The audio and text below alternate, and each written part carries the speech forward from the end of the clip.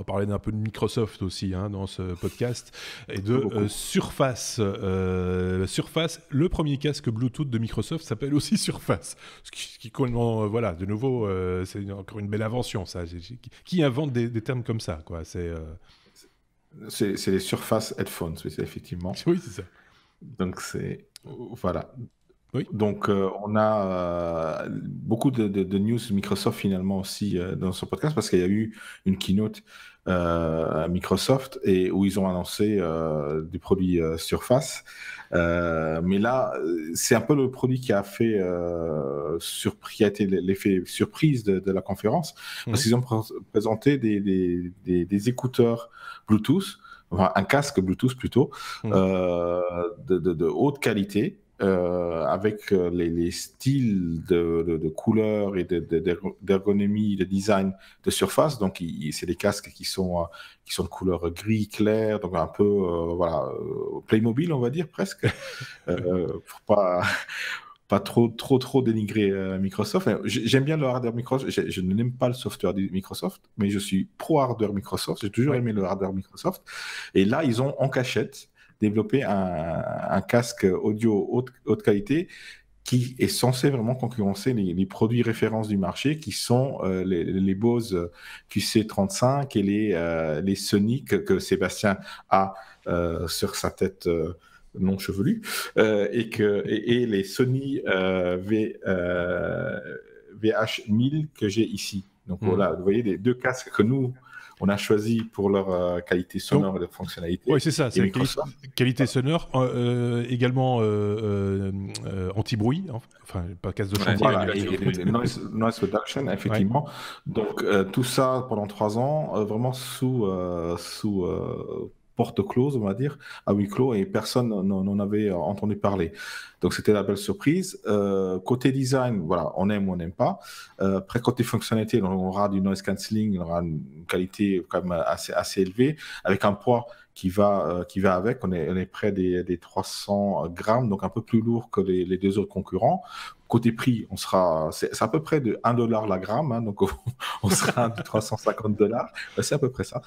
Il y a deux petites fonctionnalités qui sont quand même sympas. C'est qu'il y a des molettes qui tournent de chaque côté pour régler l'intensité du noise cancelling et l'intensité du volume. Donc c'est quand même un petit. C'est mécanique, c'est mécanique. Ouais. Exactement. C'est pas tactile, c'est mécanique. Il y a aussi des contrôles tactiles. Et il y a aussi la fonctionnalité, mais ça on la connaissait déjà d'autres casques. Si on enlève le casque, il va automatiquement mettre la musique en pause. Donc ça on connaissait de Parrot par exemple. Ça c'est intéressant. Il intègre soi-disant beaucoup de micros pour 8 micros pour être plus exact, pour l'assistant personnel made in Microsoft, donc Cortana. D'autres casques l'intègrent aussi. Je ne sais pas si le Bose intègre de connectique à l'assistant. Je suppose qu'il fonctionne avec Siri quand même de manière assez apparemment non. Je ne suis pas sûr. Non. Mais les Sony intègrent maintenant une mise à jour qui est apparue il y a quelques jours, intègre l'assistant, enfin la connectique avec l'assistant Google. Donc ça, c'est quelque chose qu'ils ont peut-être redéveloppé suite à l'annonce de Microsoft.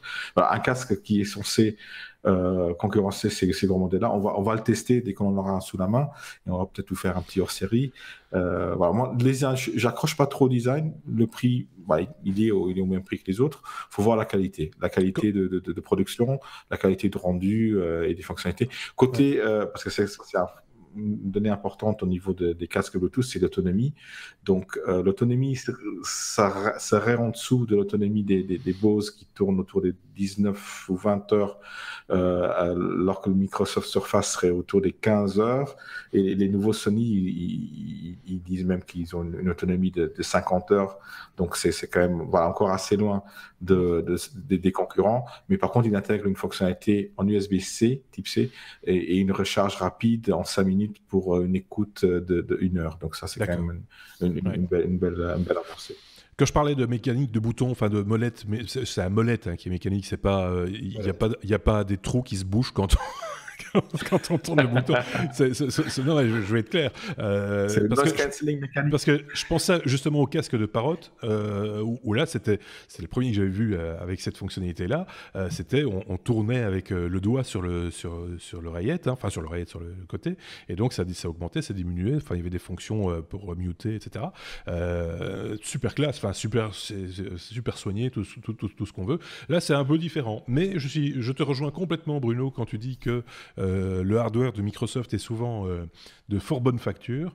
Je pense à certains claviers, je pense à certaines souris et même des webcams qu'ils ont proposées à une époque, qu'ils proposent d'ailleurs encore, même s'ils se sont peut-être fait voler la vedette livrée par Logitech sur bien des points, mais en général, leur matériel est de bonne facture et relativement robuste et bien foutu, bien packagé, etc. Je ne sais pas ce qu'en pense Sébastien, qui est un Apple addict, hein, mais il peut dire du bien aussi des fois des concurrents. Ah non, non, mais je te rejoins complètement. C'est vrai que les quelques matériels Microsoft que j'ai eu avant, effectivement, d'avoir tout en Logitech, m'ont jamais déçu. Et puis, il n'y a rien à faire, hein. Quand on voit la Xbox, comment c'est bien foutu, oui, Ouais. ils savent faire du matériel.